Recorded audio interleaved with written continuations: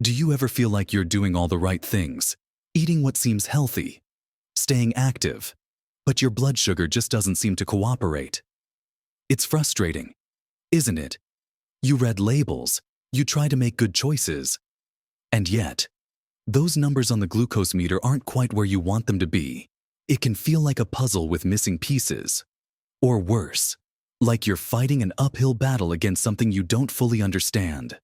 What if I told you that some foods commonly thought of as healthy could actually be secretly sabotaging your efforts, causing those unexpected spikes? It's a painful reality for many of us trying to manage our health, especially as we get a little older. The world of food marketing can be so confusing, and sometimes, things aren't quite what they seem on the surface. There are certain everyday items that have a reputation for being good for you, but they can send your blood sugar soaring without you even realizing it. It's like a hidden ingredient that works against your best intentions. In this video, we're going to pull back the curtain on 5 of these sneaky culprits, foods you might be eating regularly, thinking they're helping, when they could be doing the opposite for your blood sugar levels. We'll explore why they're tricky and what you can reach for instead. So stick with me, because we're going to uncover these secrets together. And I promise there might be something in here that truly surprises you. Watch to the end to make sure you don't miss any of these crucial insights that could make a real difference in your blood sugar management journey. Let's dive right into the first one.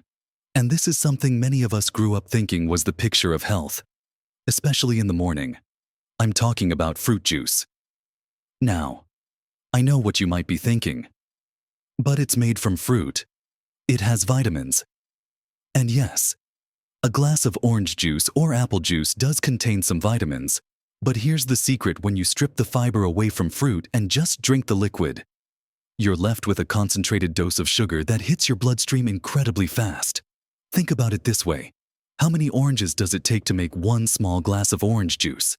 It's usually several, right?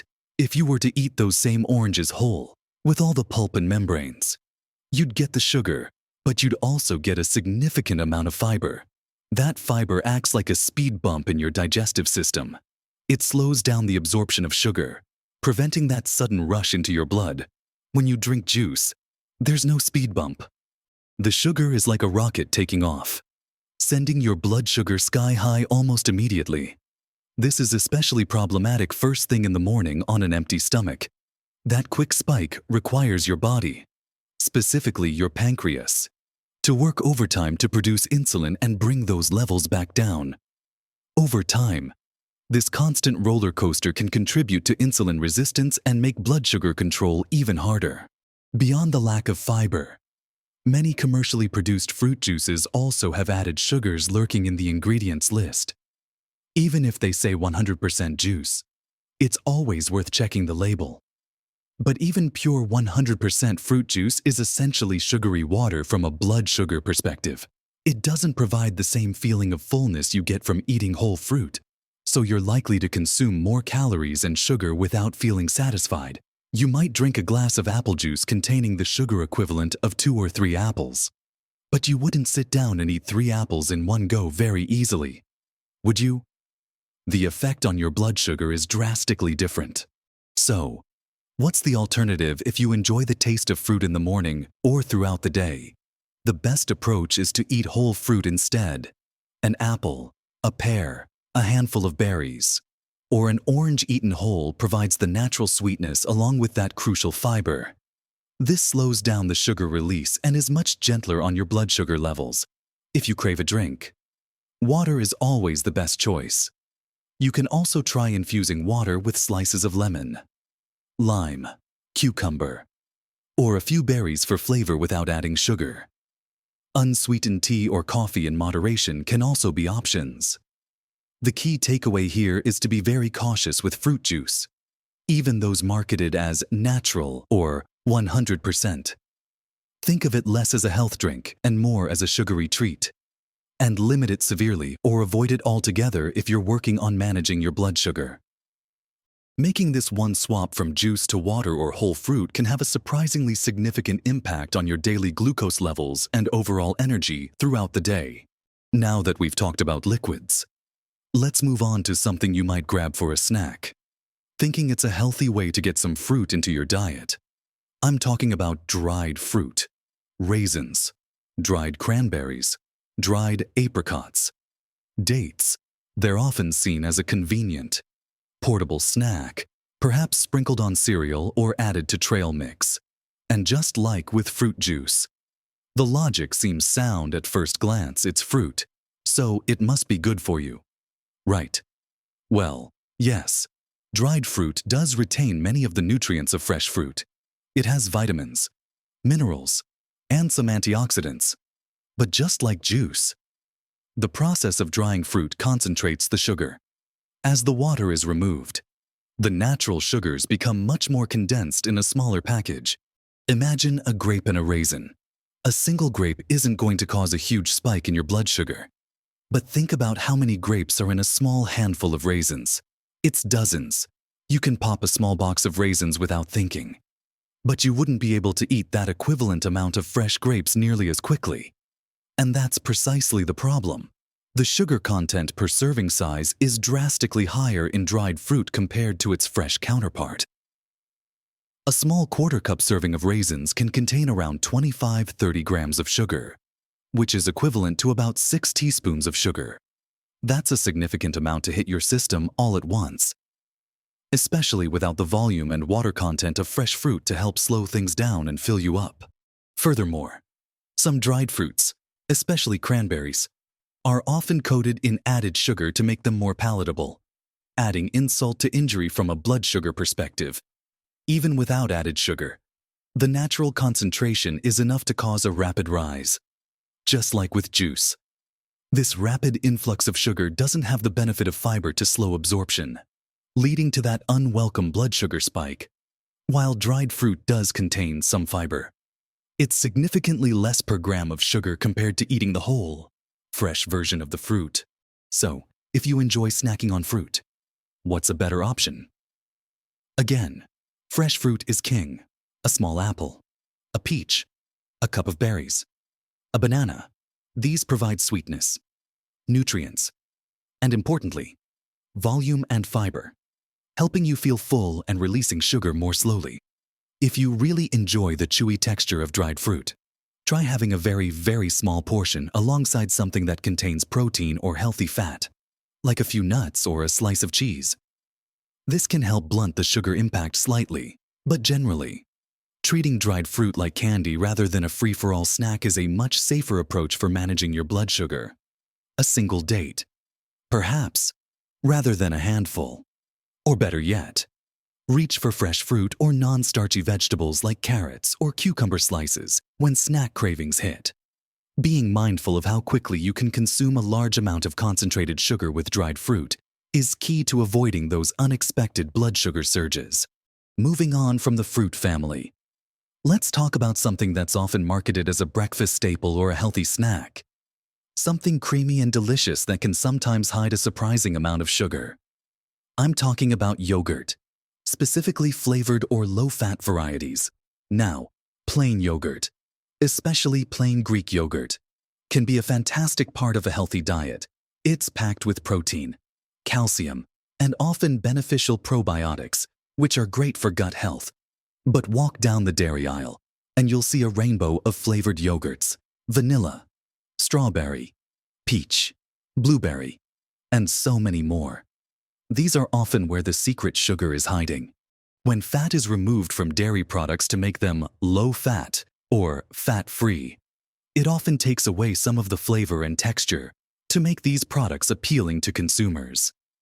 Manufacturers often add significant amounts of sugar. This sugar improves the taste and mouthfeel, but it turns what could be a protein-rich, blood sugar-friendly food into a sugar bomb. You might grab a small container of fruit-on-the-bottom yogurt, thinking it's healthy because it contains fruit. But look at the nutrition label and the ingredients list. You'll often find added sugars like high-fructose corn syrup, sucrose, or fruit juice concentrate listed among the first few ingredients, meaning they are present in large amounts. A single small container around 5 to 6 ounces of flavored yogurt can easily contain anywhere from 15 to 25 grams of sugar, sometimes even more. That's equivalent to 4 to 6 teaspoons of sugar. which is a significant addition to your daily intake, especially from something you might eat every day for breakfast or a snack. This amount of sugar, even if some of it is natural from the fruit puree, is delivered without enough balancing protein or fiber, unlike whole fruit, to slow down its absorption effectively for someone managing blood sugar. It can lead to a noticeable spike shortly after eating. The key here is vigilance and choosing wisely. Plain. Unsweetened yogurt is your best friend. If you find plain yogurt too tart on its own, you can easily sweeten it yourself in a blood sugar-friendly way.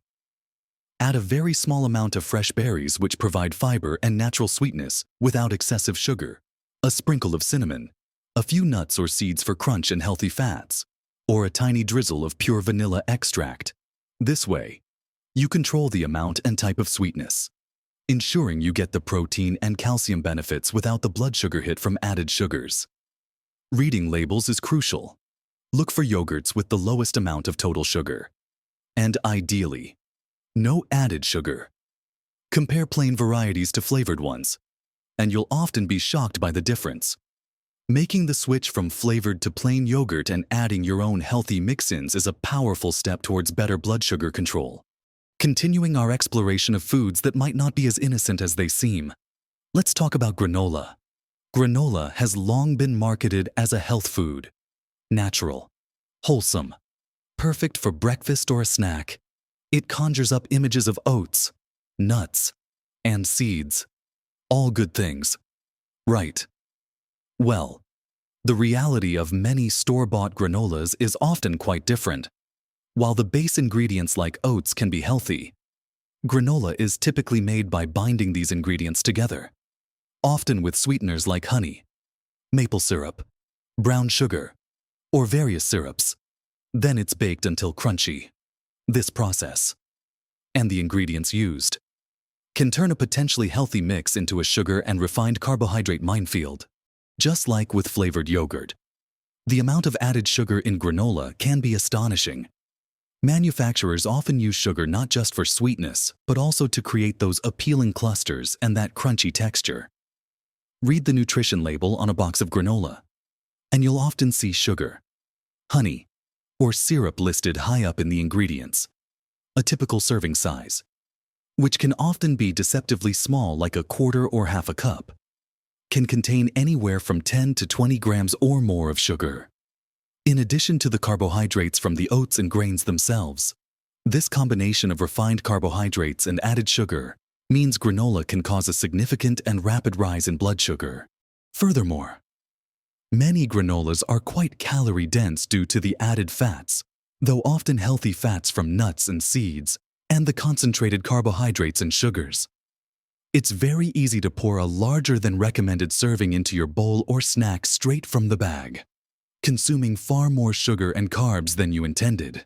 It's the double whammy: high in quick-digesting carbs and loaded with added sugar, often without enough protein or fiber to significantly slow down the sugar absorption, especially compared to, say, a bowl of plain oatmeal.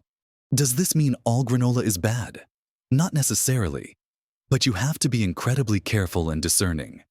Some specialty or homemade granolas use less sugar or alternative sweeteners in moderation and focus more on nuts, seeds, and less processed oats. However, even these still contain carbohydrates that will impact blood sugar. So portion control is absolutely critical. A very small sprinkle on top of plain yogurt might be manageable for some, but a large bowl with milk is likely to cause a significant spike. A much safer bet for a blood sugar-friendly breakfast or snack is plain rolled oats like old-fashioned or steel-cut cooked with water or unsweetened milk, and then adding your own healthy mix-ins like a few berries, nuts, seeds, and cinnamon. This gives you the goodness of the oats with much more control over the sugar content. If you love the crunch of granola, try making your own where you can control the ingredients and minimize or eliminate added sugars, relying more on nuts, seeds, and spices for flavor and texture. Be wary of the health halo surrounding commercial granola. It's often more of a treat cereal than a true blood sugar-friendly staple. Checking those labels and keeping serving sizes tiny is paramount if you choose to include it at all. Now, for our fifth and final sneaky food that can secretly raise your blood sugar. We're looking at something that often gets blended up and consumed quickly. I'm talking about smoothies. Smoothies have a reputation for being a healthy way to pack in fruits, vegetables, and nutrients. And they can be a homemade smoothie, made carefully, can be a nutritious meal or snack. However, many store-bought smoothies, or even ones made at home without careful consideration, can be massive sugar bombs that send your blood sugar soaring. Here's why. Similar to juice, blending breaks down the fibrous structure of fruits and vegetables, making the sugars much more readily available for absorption. While smoothies made with whole fruits do contain fiber, the blending process pre-digests some of it, meaning the sugar still hits your bloodstream faster than if you ate the fruit whole. The bigger issue often comes from the ingredients added to smoothies, especially commercial ones. Store-bought smoothies, even those claiming to be natural or healthy, often use large quantities of fruit juice as a base, adding that concentrated sugar we discussed earlier. They might also include large amounts of fruit, sometimes frozen fruit, which is denser, sweeteners like honey, agave, or syrups, and sometimes even sherbet or frozen yogurt, piling on the sugar quickly. A large smoothie from a juice bar or cafe can easily contain the sugar equivalent of a full meal. But because it's liquid, you drink it down in minutes, leading to a very rapid and significant blood sugar spike. You might consume 50, 60, or even 80 grams of sugar in one go. That's like drinking 2 cans of soda. And because it's liquid, it doesn't provide the same feeling of fullness as solid food. So you might feel hungry again relatively soon. Even homemade smoothies can be problematic if you're not careful. Loading up a blender with several servings of high-sugar fruits like bananas, mangoes, and pineapple, especially if using juice or sweetened milk as the liquid base, will result in a sugar rush. It's easy to inadvertently add too much fruit, thinking more is better, without balancing it with enough protein or healthy fat to slow down digestion and sugar absorption. So, how can you enjoy smoothies in a more blood sugar-friendly way? Focus on using vegetables as the base, like spinach or kale, which are low in sugar and high in fiber. Use a small amount of lower sugar fruits for flavor, such as berries, strawberries, blueberries, raspberries. Crucially, add sources of protein and healthy fat to your smoothie. Plain Greek yogurt, a scoop of protein powder unsweetened, nut butter like almond or peanut butter, chia seeds, or flax seeds can help slow down the sugar absorption and make the smoothie much more filling and balanced. Use unsweetened almond milk, soy milk, or water as your liquid base instead of juice or sweetened milk. Think of it as a vegetable smoothie with some fruit for flavor, rather than a fruit smoothie with a little bit of green thrown in. By being mindful of the ingredients and balancing your fruit choices with protein and fat, you can turn a potential sugar disaster into a perfectly healthy addition to your diet, ensuring it supports rather than hinders your blood sugar management. So, as we've explored together, sometimes the foods that seem healthy on the surface, like certain convenient drinks, dried snacks, creamy breakfasts, or quick blended options, can actually be working against your efforts to keep your blood sugar stable. It's often about concentrated sugars, lack of fiber, and hidden sweeteners in processed versions. Understanding these sneaky culprits, things like fruit juice, dried fruit, flavored yogurts, granola, and many smoothies, is a powerful step.